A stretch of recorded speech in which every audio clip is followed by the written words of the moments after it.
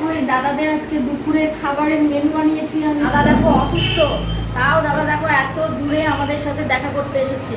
তাই বিশেষ কিছু খেতে পারি এই কারণে। আর দেখো মানে খুব বেশি জিনিস আজকে বানাইনি, দাদার শরীর চিংড়ি মাছ অসুস্থ। দিয়ে পাটসা, আর দেখো কি কি বানিয়েছি সেটা দেখো।